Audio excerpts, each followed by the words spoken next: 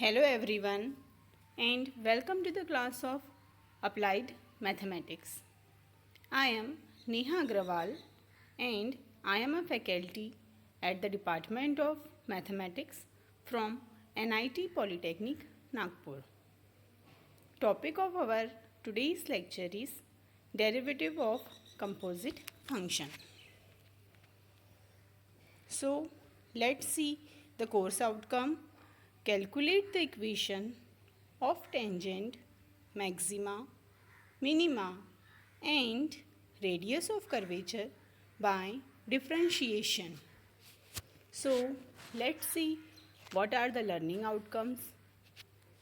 So after watching this video, you will be able to know what is the derivative of composite function and how to solve examples based on it. आज का ये video देखने के बाद आप सभी को कंपोजिट फंक्शन क्या होता है, जिसे हम चेन रूल ऑफ डेरिवेटिव भी कहते हैं, वो अच्छे से समझ में आ जाएगा और उससे रिलेटेड एग्जाम्पल्स किस तरह से सॉल्व किए जाते हैं ये भी आप अच्छे से समझ पाएंगी। आज के टॉपिक में हम पढ़ने वाले हैं derivative of composite function. Okay, तो ये टॉपिक स्टार्ट करने से पहले आप लोग एक बार रिकॉल कर लीजिए कि लास्ट लेक्चर में आपने क्या पढ़ा है। हम हमारा फर्स्ट यूनिट का सेकंड टॉपिक डेरिवेटिव पढ़ रहे हैं। उसमें हमने डेरिवेटिव पढ़ा, उसके फॉर्मूलेज देखे, उसमें हमने सम और डिफरेंस रूल देखा, प्रोडक्ट रूल देखा और क्वोशिएंट रूल देखा और उससे रिलेटेड एग्जांपल्स हमने सॉल्व करना सीखा। ठीक है, लास्ट लेक्चर में आपने क्वोशिएंट रूल देखा और उससे रिलेटेड एग्जांपल आपने सॉल्व करना सीखा है। ओके, आज हम हमारा नेक्स्ट टॉपिक पढ़ रहे हैं। ये टॉपिक पढ़ने के लिए भी आपको क्या पता होना चाहिए, जो डेरिवेटिव्स के फॉर्मूले हैं वह पता होना चाहिए। ओके, तो हमारा आज का क्या टॉपिक है, डेरिवेटिव ऑफ कंपोजिट फंक्शन, जिसे और एक और चीज़ से भी बोला जा सकता है। क्या कह सकते हैं उसे, और हम चेन रूल ऑफ डेरिवेटिव भी हम इसे कह सकते हैं। तो देखिए, इसे चेन रूल ऑफ डेरिवेटिव क्यों कहा जाता है और कंपोजिट फंक्शन क्यों कहा जाता है। कंपोजिट फंक्शन का मतलब क्या होता है, एक ही फंक्शन के अंदर दूसरा फंक्शन रहा तो उस फंक्शन को हम क्या कहते हैं, कंपोजिट फंक्शन कहते हैं। फंक्शन ऑफ अ फंक्शन रहा, ठीक है, कोई भी फंक्शन ऑफ अ फंक्शन कह सकते हैं या फिर उसे हम क्या कह सकते हैं, कंपोजिट फंक्शन। ठीक है, तो ये फंक्शन ऑफ अ फंक्शन क्या है समझते हैं। देखिए यहाँ पर क्या है, सबसे पहले if y is a differentiable function of u, y किसका डिफरेंशिएबल फंक्शन है, u का। u is a differentiable function of x, u किसका डिफरेंशियल फंक्शन है, x का। ठीक है, differentiable function means derivative, such that y is a composite function of x। तो y किसका कंपोजिट फंक्शन हुआ, x का। y is a differentiable function of u, y को हम किसके रिस्पेक्ट में डिफरेंशिएट कर रहे हैं, u के। फिर u is a differentiable function of x, u को हम किसके रिस्पेक्ट में डिफरेंशिएट कर रहे हैं, x के। तो फिर y क्या कहलाएगा, कंपोजिट फंक्शन कहलाएगा x का। किसका, x का। जैसे कि इसे समझना है आपको, तो ये क्या है जो फंक्शन है, हाँ y को हम मतलब f ऑफ भी ले सकते हैं।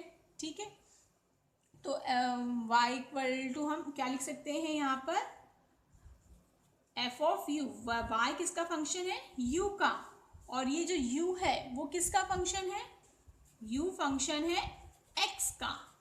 ठीक है, y फंक्शन हुआ u का और u फंक्शन हुआ x का। तो इनडायरेक्टली यहाँ पर जो u है, ठीक है, u है, u किसका फंक्शन है, g ऑफ x का। तो y equal to f of, और u की जगह पर क्या आ जाएगा, g ऑफ x। एक और ब्रैकेट कंप्लीट। ध्यान देंगे फिर से, y is a function of u। ठीक है, यही लिखा है, डिफरेंशिएबल फंक्शन है, हमने भी सिर्फ फंक्शन के फॉर्म में लिखा। इसका मतलब कि y को हम u के रिस्पेक्ट में डिफरेंशिएट कर रहे हैं। मैंने आप लोग को बताया था, देखिए ये डी बाई डी यू लिखा है, तो u से डिफ्रेंशिएट करना पड़ेगा किसे, y को। ओके, डिनोमिनेटर में जो वेरिएबल रहता है उसके रिस्पेक्ट में हम क्या करते हैं, डिफ्रेंशिएट करते हैं। Okay, u is a differentiable function of x, तो हमने यहाँ लिखा u equal to G of x। Okay, तो d by D X of क्या आ गया यहाँ पर, u आ गया। ठीक है, u को हम किसके रिस्पेक्ट में डिफ्रेंशिएट कर रहे हैं, x को रिस्पेक्ट में। तो y किसका फंक्शन हो जाएगा, x का कहाँ है, कैसे x का फंक्शन हो गया, देखिए y पहले u का फंक्शन था, u x का फंक्शन था, तो ये जो x है वो हमने यहाँ पर लिख दिया, तो y किसका फंक्शन हो गया, x का फंक्शन हो गया। तो देखिए यहाँ पर दो बार फंक्शन आए हैं, एक बार हमने फंक्शन के लिए f यूज़ किया, दूसरी बार हमने फंक्शन के लिए g यूज़ किया, इसीलिए क्या हो गया, फंक्शन ऑफ अ फंक्शन। इस तरह के जो फंक्शन ऑफ अ फंक्शन रहते हैं उसे हम क्या कहते हैं, कंपोजिट फंक्शन कहते हैं। ठीक है, अब इसे चेन रूल क्यों कहा जाता है, देखिए ये चेन है, पहले u यहाँ पर फिनिश होके कहाँ से स्टार्ट हुआ, u से स्टार्ट हुआ। ठीक है, जो जहाँ पे स्टॉप होके फिर से आप स्टॉप करते हैं वो क्या कहलाता है, चेन रूल कहलाता है। ठीक है, हाँ, तो इसीलिए इसे क्या कहा जाता है, चेन रूल ऑफ डेरिवेटिव भी कहा जाता है। तो देखिए मैं आप लोग को पहले कुछ इसके एग्जाम्पल्स समझाती हूँ। तो देखिए अब कंपोजिट फंक्शन में हम क्या करेंगे और चेन रूल का मतलब भी क्या है, ये भी आपको ये एग्जाम्पल से समझ में आएगा। जैसे कि फॉर एग्जाम्पल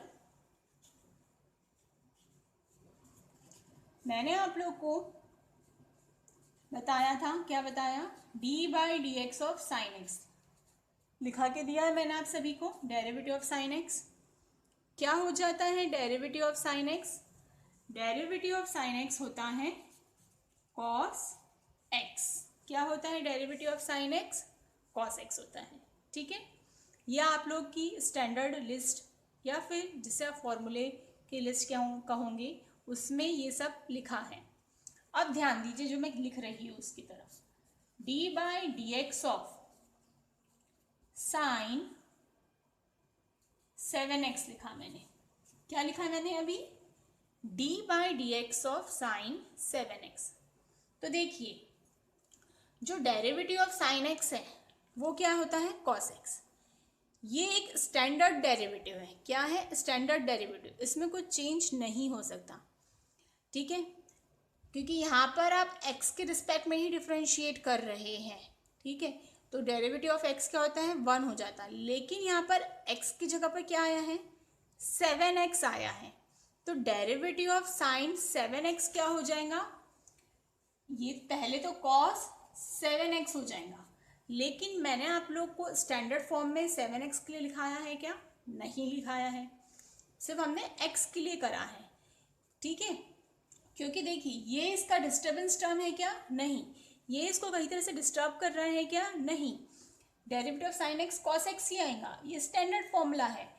इनटू अगर यहाँ पर आपको डी बाई डी एक्स करना है, एंगल का डेरिवेटिव एक्स, तो ये डेरिवेटिव ऑफ एक्स क्या हो जाता है, डेरिवेटिव ऑफ एक्स हो जाता है 1।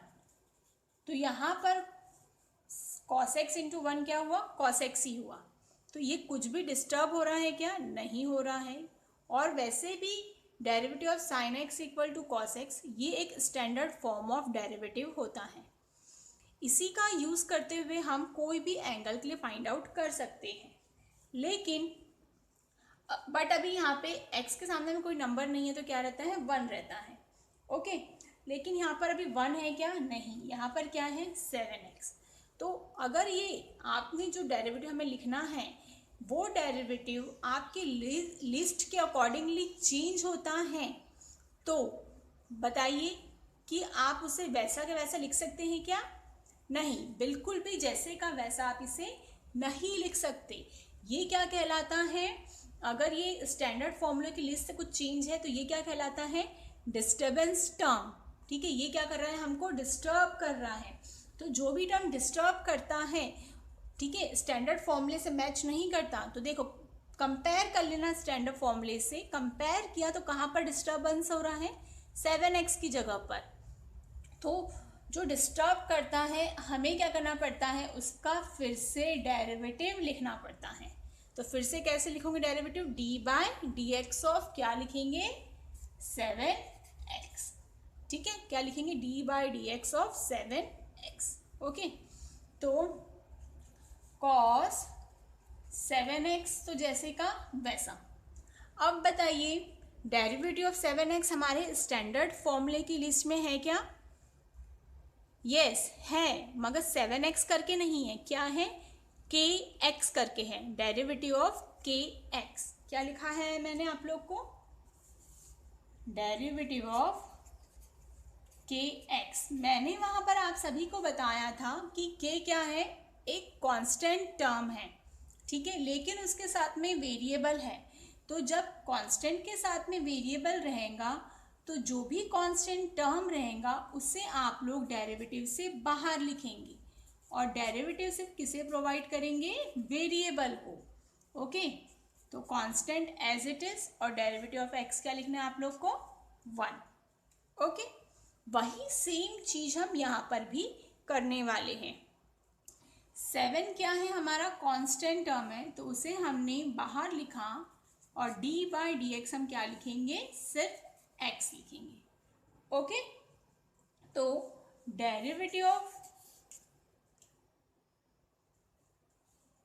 d by D X of sine 7x equal to ये cos 7x as it is आया, इंटू 7 भी एज इट इज आया, इंटू डेरिवेटिव ऑफ x क्या हो जाएगा, डेरिवेटिव ऑफ x हो जाएगा 1।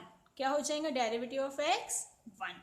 ओके, तो इस तरह से क्या करते हैं, ये क्या कहलाता है, देखो अब कुछ फंक्शन चेंज हो रहा है, हमने 2 बार डेरिवेटिव लिखा, तो इसलिए क्या कहलाएगा, कंपोजिट फंक्शन कहलाएगा। एक फंक्शन का उसके अंदर ही क्या था, दूसरा फंक्शन था, इसीलिए इसे कंपोजिट फंक्शन भी कहते हैं। या फिर हमने एक बार डिफ्रेंशिएट किया फिर दूसरी बार किया तो एक चेन बनती है, तो ये चेन रूल भी कहलाता है। ओके, यहाँ पर एक और चीज़ आप सभी ध्यान रखेंगे, ये 7 से ये 7 को मल्टीप्लाई करना है क्या, कभी भी नहीं, ये एंगल है।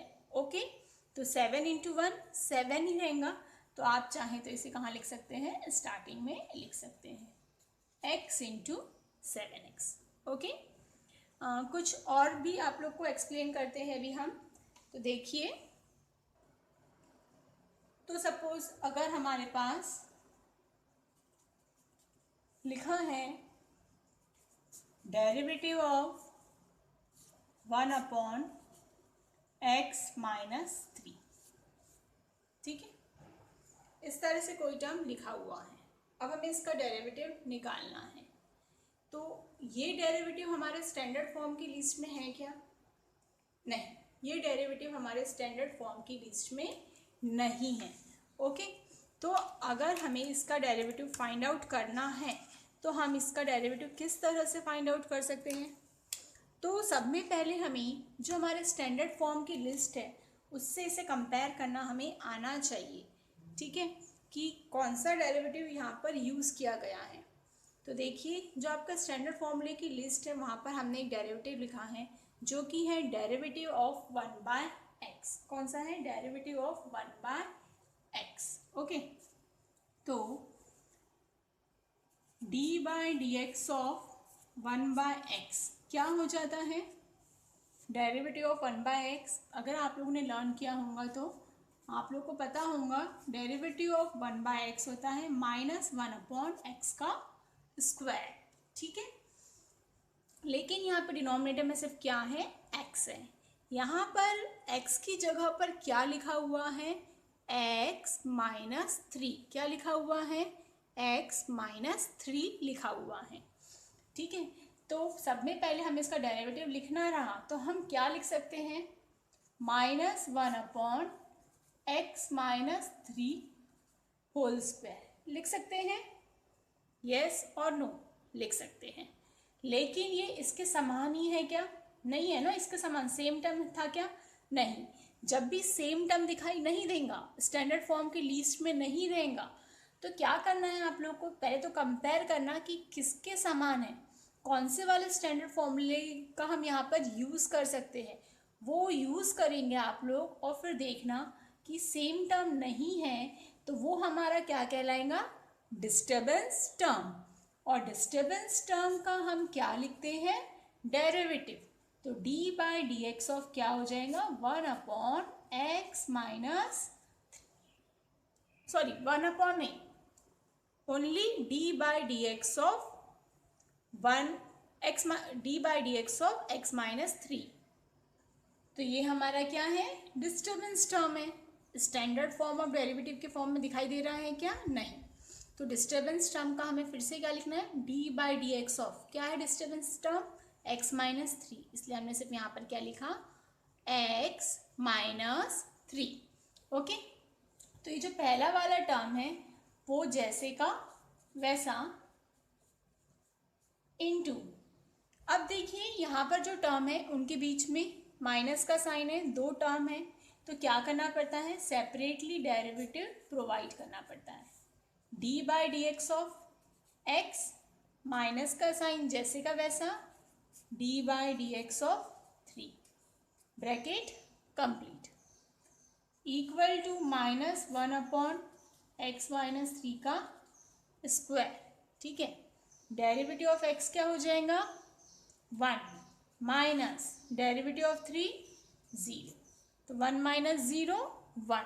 Okay, -1/x minus 3 whole square into 1 से ये टर्म को हमने मल्टीप्लाई किया तो हमें सिर्फ -1/x माइनस 3 होल स्क्वायर यही टर्म मिलेगा। ओके, तो देखा आपने कि किस तरह से हमें इन्हें सॉल्व करना है। ओके, एक और कॉन्सेप्ट देखते हैं। तो देखिए, सपोज अब हमारे पास दिया है derivative of e raise to the power 3x दिया है। क्या दिया है, derivative of e raise to the power 3x। Okay, तो एक्सपोनेंशियल के लिए आप लोग के पास स्टैंडर्ड फॉर्म ऑफ डेरिवेटिव कौन सा है, d by D X of e raise to the power x। Derivative of exponential term क्या हो जाता है, एक्सपोनेंशियल टर्म ही होता है। ओके, तो अब हमें इसका डेरिवेटिव लिखना है, तो इसका डेरिवेटिव हम कैसे लिखेंगे, एक्सपोनेंशियल टर्म का डेरिवेटिव तो क्या होता है, एक्सपोनेंशियल टर्म ही होता है। हमने कंपेयर करा किससे, स्टैंडर्ड फॉर्म ऑफ डेरिवेटिव से। तो स्टैंडर्ड फॉर्म ऑफ डेरिवेटिव क्या है, e raise to the power x। तो e raise to the power x का डेरिवेटिव क्या हो जाएगा, e raise to the power x ही होगा। यहाँ पर e raise to the power x के बदले क्या लिखा है, e raise to the power 3x। तो derivative of e raise to the power 3x equal to e raise to the power 3x। इसके बाद मैंने आप सभी से कहा देखना कि ये स्टैंडर्ड फॉर्म ऑफ डेरिवेटिव के समान है या नहीं है। क्या स्टैंडर्ड फॉर्म ऑफ डेरिवेटिव के समान, बिल्कुल भी नहीं है। कहाँ पर चेंज दिख रहा है आपको, ये ऊपर पावर में, यहाँ पर x था, यहाँ पर 3x है। तो क्या करेंगे इसके लिए आप लोग, ये आपका क्या कहलाया, डिस्टर्बेंस टर्म। और डिस्टर्बेंस टर्म का हम क्या लिखते हैं, डेरिवेटिव लिखते हैं, into D by D X of 3x। ठीक है, अभी मैंने आप लोग को बताया था ये 3 क्या है आपका, कांस्टेंट है, तो ये डेरिवेटिव से क्या हो जाएगा, बाहर। और हम डेरिवेटिव किसे प्रोवाइड करेंगे, ओनली वेरिएबल को। और डेरिवेटिव ऑफ x क्या हो जाएगा, डेरिवेटिव ऑफ x हो जाता है 1, और 3 इंटू 1 इक्वल टू 3, और e raise to the power 3x जैसे का वैसा।